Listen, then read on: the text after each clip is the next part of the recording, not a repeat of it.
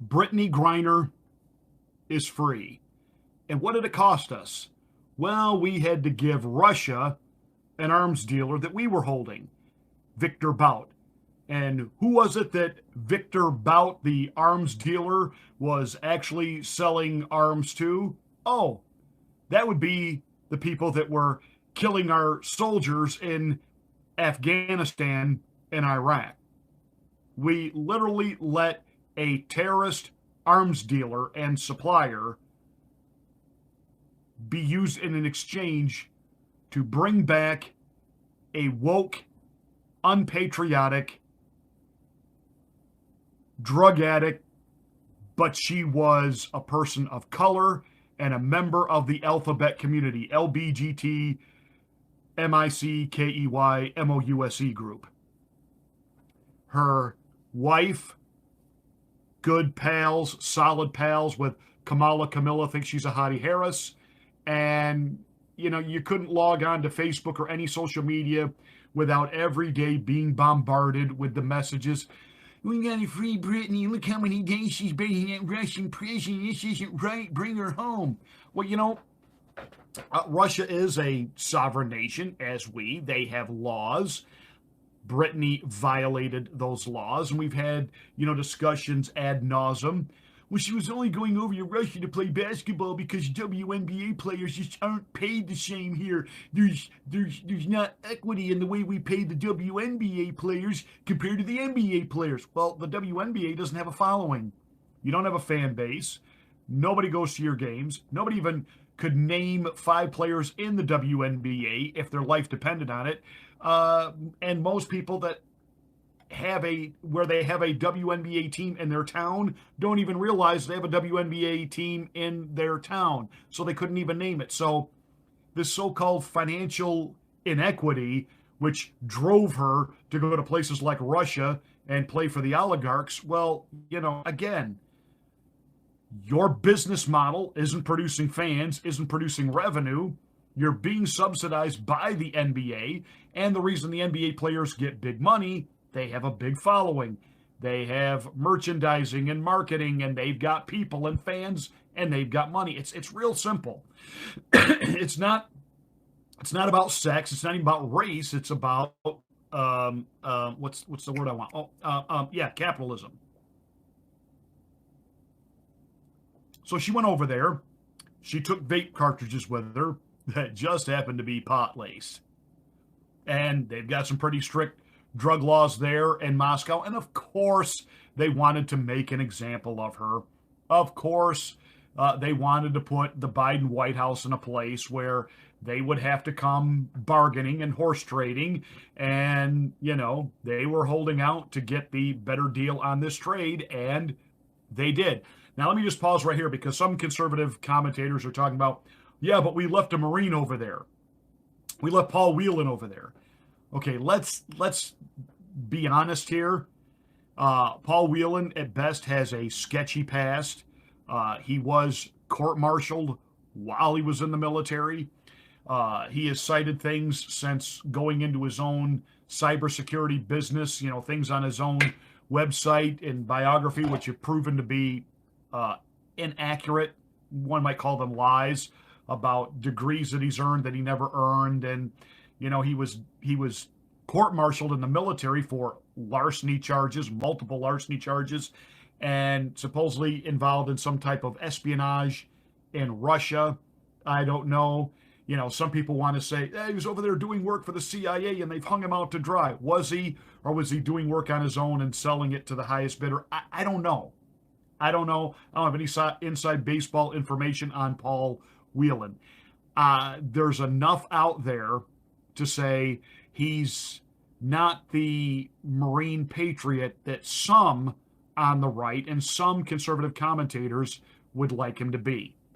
That's not my issue. My issue is we took an arms dealer who supplied weapons to the very enemies our soldiers in uniform, real heroes, are fighting. Those weapons were used to kill Americans, kill men and women who put on our uniform. And the guy that supplied our enemies, we gave back to get back a drug addict? Seriously? I'm having a hard time with this. And I know some of you, even though you don't like Brittany and you don't like what she did, there's this part of you like, but yeah, Best Marty, they're like the Russians, and we need to bring her back to freedom and deal with it here. Well, she's not going to be dealt with here. She's coming back a hero. You know that, right? Social media is going to explode. Twitter is going to have an orgasm, and she is going to make now more money than she ever possibly dreamed of making as a mediocre basketball player.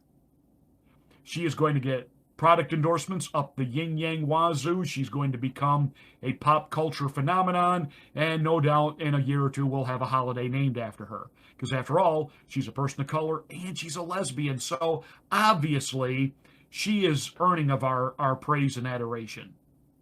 And this is literally what's going to happen now. And so, you know, her 280 days in Russia, you know, what a trade-off for the life that she is about to have now. And all this was possible because we gave up a guy who supplied weapons that killed Americans. Okay. And this constant propaganda that we get hammered about wicked, evil, vile Russia and the propping up of the proxy war against Russia through Ukraine, and that this is a fight for democracy, yada, yada, yada, yada, blah, blah, puke. Vladimir Putin did something this week that, of course, has the lying legacy corporate corrupt mainstream media incensed and outraged. He basically signed into law the fact that members of the alphabet community, LGBTQ, drags, etc., their agenda will not be promoted, endorsed on any level in any way in Russian society, especially in schools. And this has, of course, the Western world outraged over the homophobia of Vlad Putin. What Vlad Putin is actually doing is defending what we would call classic, traditional society and societal norms. Now, is he doing that because he has this incredible to-the-core conviction that we need strong traditional families? It's not as much that as an astute observer of history. He does understand that when a society just flips its norms, when society breaks down the family, when society decays within, it destroys the nation. And Vlad Putin has made the strategic and correct assessment that by letting the LGBTQ agenda on a political level overtake the land, overtake the cultural norms, overtake society, that is a recipe to destroying your nation completely and totally. You think about it. Every day we are being bombarded with reports, in particular coming out of schools, that there are gay and lesbian teachers who are not simply advocating for students who might be struggling with their sexual identity. No, nay. They're on full-blown recruitment and propaganda. I mean, it's been just captured by Project Veritas that a private school in Chicago, the dean of students was sitting in a restaurant bragging openly that,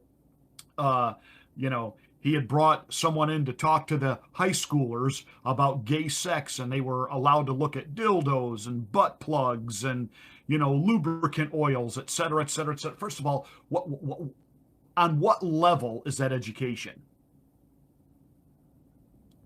And the Project Veritas interviewer saying, well, aren't your parents going to have no, they're not going to have a problem with this. What about your board? And so when the Project Veritas video went viral, and parents' heads did explode that their kids were being exposed to this, The superintendent principal of that private school, in a scathing letter, didn't go after what the dean of students had subjected the students to. He went after Project Veritas.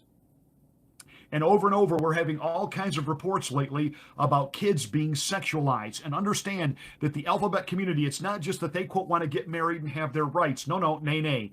They are on a full-blown, these trans progressives, it is about absolutely abolishing anything within our nation that would be considered traditional and normative. And that would be the family, and that would be God. Because at the end, we have a globalist system of think. This globalist agenda, this globalist ideology, which is you must be dependent upon government for everything.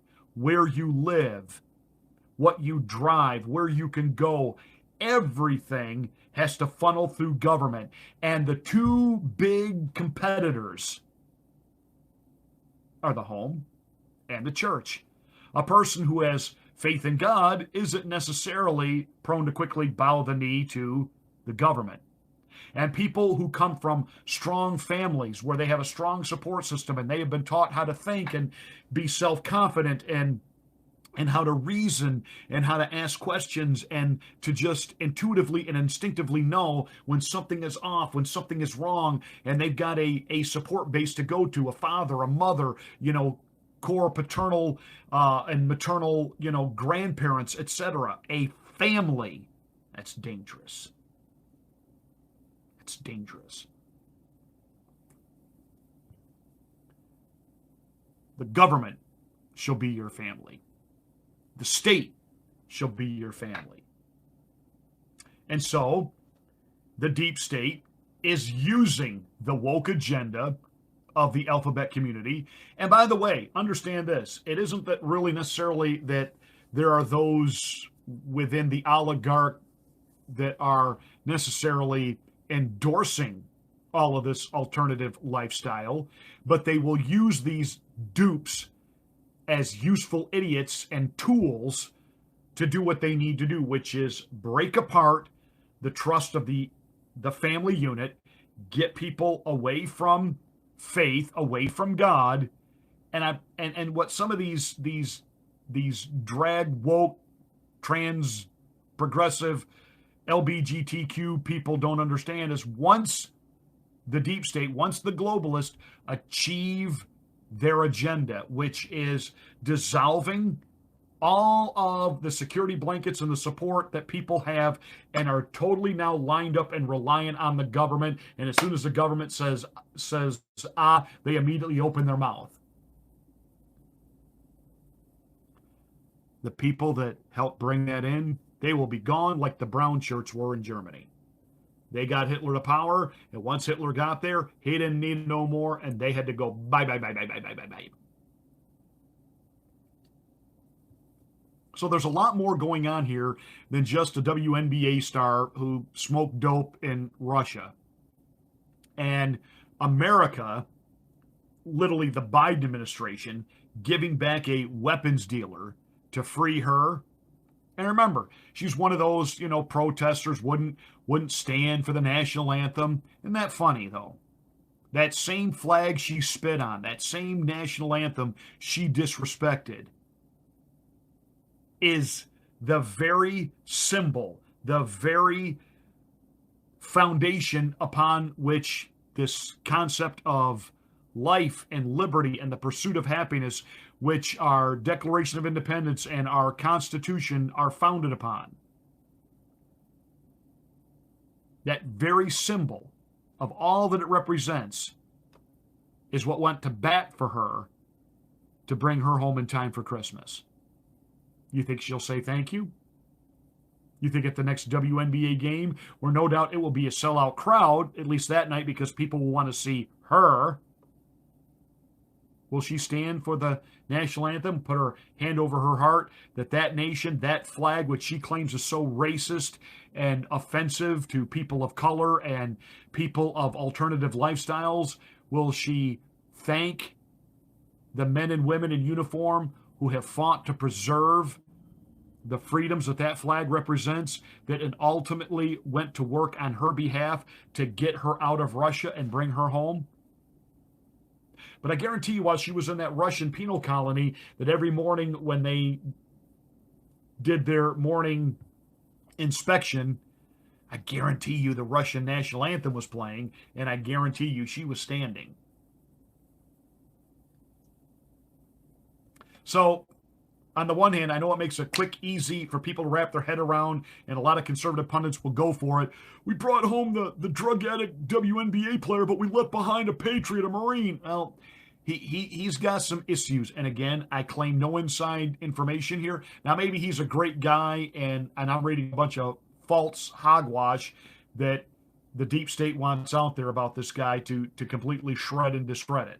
Don't know, and I don't know. But I know, using an arms dealer who literally put weapons of mass destruction in the hands of maniacs that were then turned on American citizens, soldiers, men, women, somebody's mother, somebody's brother, somebody's lover, somebody's friend. And the guy that made that all possible gets to go back to Russia. And we get back a mediocre, angry basketball player. Now, this is where we're at today.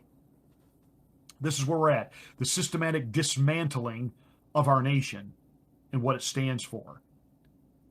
And that is a very threat to freedom. When you have people, in particular out of woke, weird Hollywood, lamenting that Elon Musk is restoring, quote, freedom of speech to a major social media platform, and that is called a threat to democracy.